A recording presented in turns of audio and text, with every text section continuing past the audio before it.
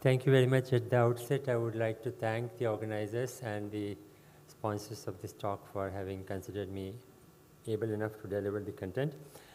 You must be wondering what is an endocrinologist doing in this meeting and what's kidney doing in this meeting. Well, I think we have belatedly realized that the organs talk to each other, though the specialist might not. And SGLT2 inhibitors have now given us a platform to think about the patient together. I often tell the people about one story. There was a movie called the Cold War, or which talks about the two eyes. They move together, they see together, they cry together, but they never meet each other. Looks like heart and kidney are in that situation.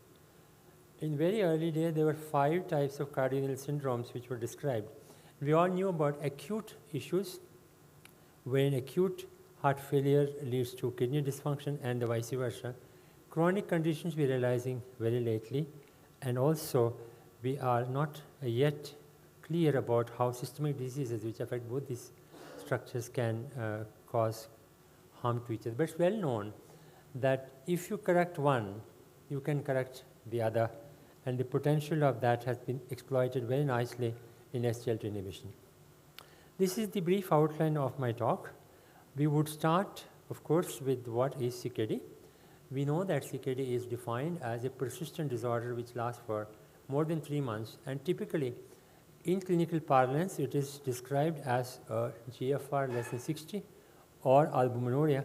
And there of course are other issues like sediment, urinary sediment electrolyte disorders which are not relevant to lesser moderates like us. What has been highlighted in this diagram is that you have, I think this doesn't work, so that you will have an issue of the compounding impact of the albuminuria on the GFR.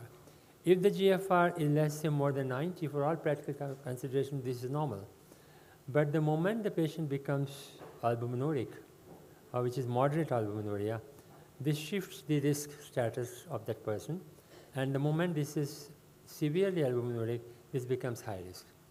So we have to give importance to albuminuria and read it along with GFR, and there is now enough evidence that while the risk status increases with GFRs less than 60 only, albuminuria is a continuous gradient across which the risk factors increase.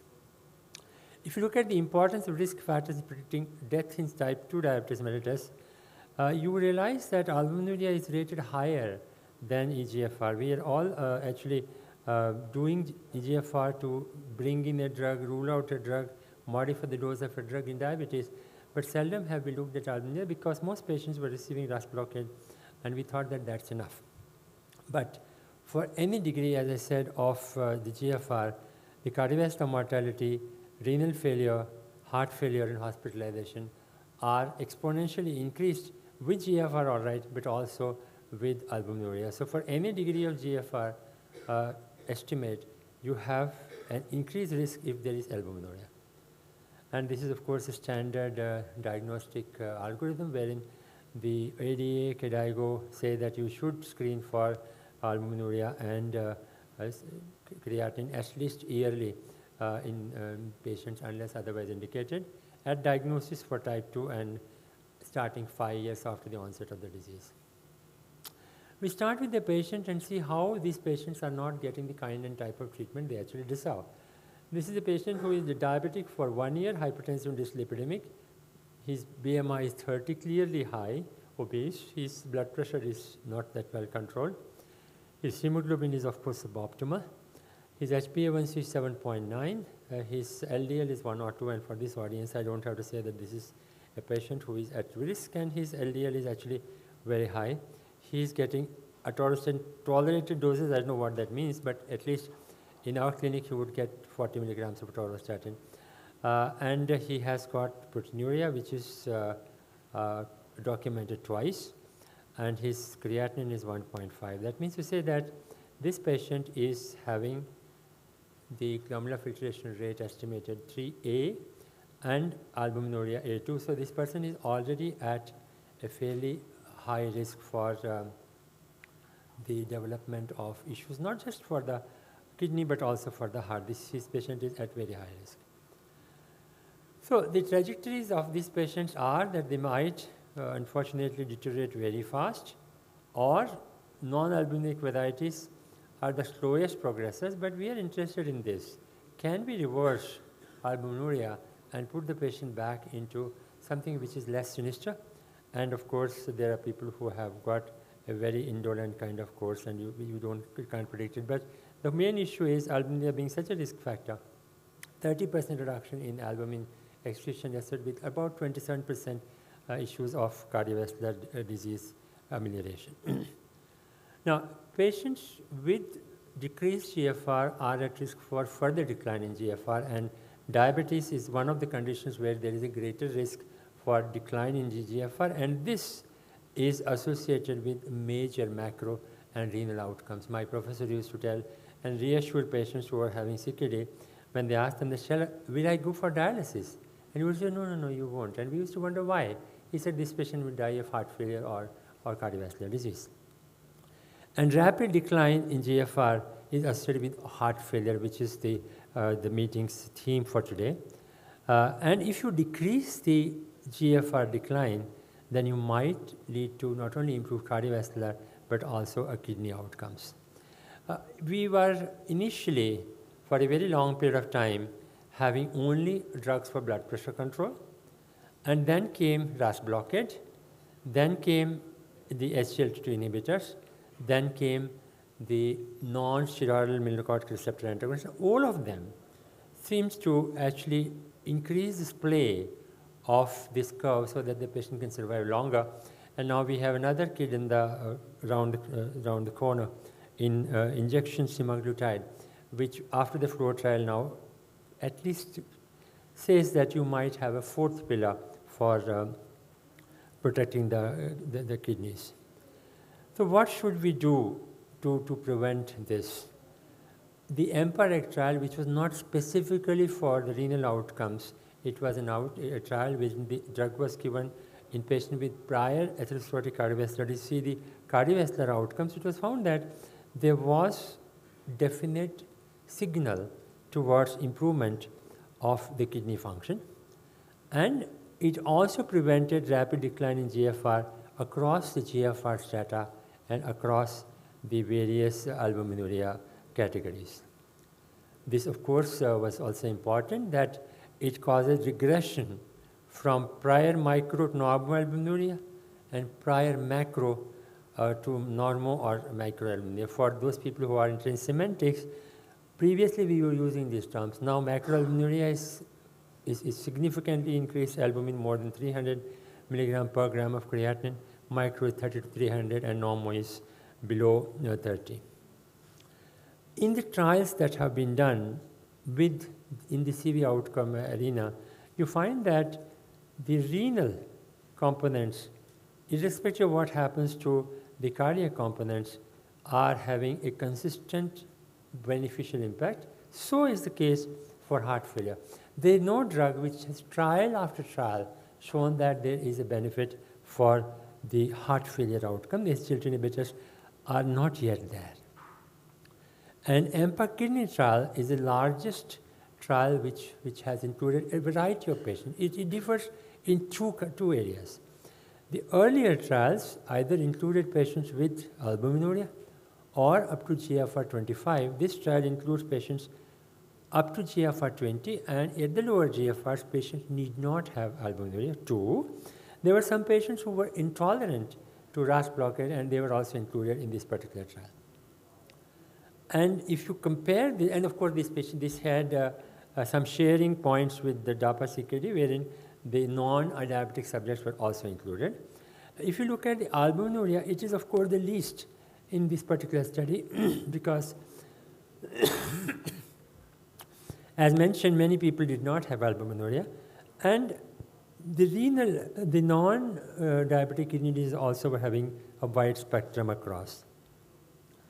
It reduced the risk of end-stage kidney disease, CV death in patients with CKD, and that was seen in all the categories wherein the risk reduction was varying between 20 to 33%, and it slowed the rate of GFR decline by half across various albuminuria categories, as well as irrespective of the etiologies of CKD. And this is one of the more important slides of this presentation, that earlier we start this drug, the better is going to be the outcome. Look at what happens when you give it to people at 30 ml per 1.73 meters square. The delay in kidney failure is about 9 years, and you prevent potentially 1,400 dialysis.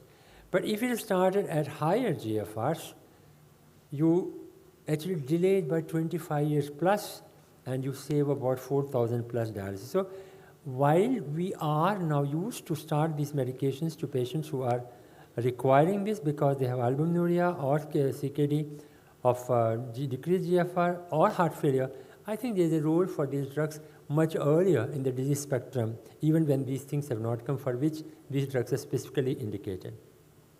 So you can approximately decrease the ESKD by 25% and about 25% reduction in the CV death. So how should we optimize its use in patients with CKD?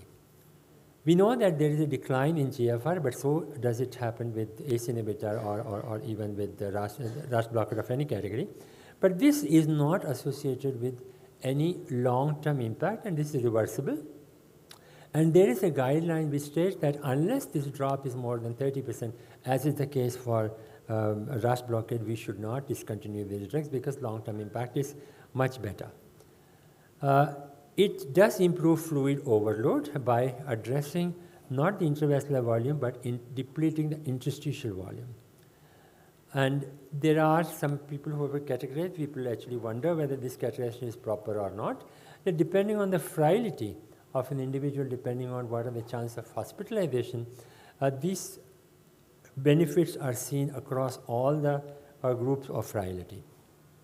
One important thing which was seen in patients with SGLT2 inhibitors was that they had some increase in hematocrit. Initially it was felt it is because of loss of volume, but now it is clear that it occurs because of change in the renal dynamics, wherein you have got ischemia at the corticomedullary junction, which decreases the, which inactivates the pyruvate hydroxylase that is involved in the breakdown of HIF.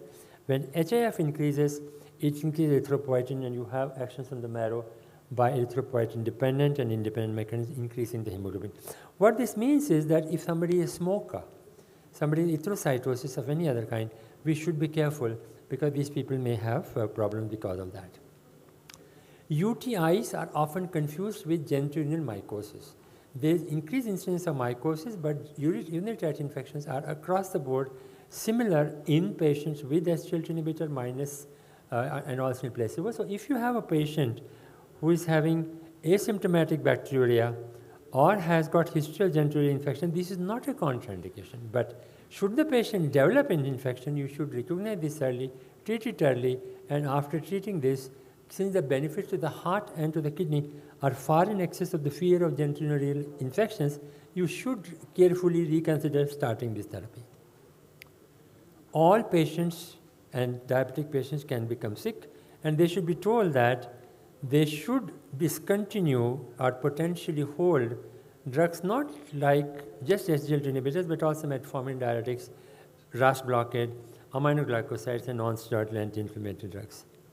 So, what are the guidelines saying? Guidelines say that this person should be receiving, as I said, better control, and he's only on metformin. I don't know which era this patient belongs to, because he should at least be receiving, for bringing his HbA1c down to 7 or 6.5, at least SGLT inhibitors, and if possible, GLP-1 analogs or DP4 inhibitors, so that his HbA1c can be under control. His cholesterol has to be managed well by high-intensity statins. The blood pressure has to be managed better. And this is where we are involved. And according to the guideline, this patient should be receiving, this is a very busy guideline like all the British statement, but a simpler guideline is the KDIGO guideline that if you have CKD with type 2 diabetes mellitus, you should give this drug up to GFR 20. If somebody has got heart failure, then you should give this drug irrespective of albuminuria. And if the patient has got CKD and GFR of more than 20, with albumin excretion rate, you should give this. And if the patient is having moderate degree of GFR, that is from 3B to 4, and having albumin excretion even which is less, this person should be receiving SGLT inhibitors. These are basically guidelines talking about how should this drug be reintroduced if it has been stopped for some reason. The focus there is, if somebody develops hyperkalemia, say with a non-steroidal mineralocorticoid receptor antagonist, we don't stop it. We withhold it temporarily, correct hyperkalemia, and then give this drug. Similarly, if there is an adverse event with SGLT inhibitors, there is no need to permanently discontinue, but maybe interrupt it, correct the factor that led to this discontinuation, and then reintroduce. Now, why, as I said, are we talking about CKD? Because CKD is one of the important determinants for cardiovascular disease. Diabetes in and by itself, CKD in and by itself are risk factors for coronary artery heart disease and also heart failure. Both of them combined give you the maximum risk for adverse cardiovascular events. And if we correct CKD, the likelihood that we are going to benefit the heart and conditions associated with this association of the kidney and the heart, we are going to benefit the patients much more. I think that's the last slide. Thank you very much for your patient hearing.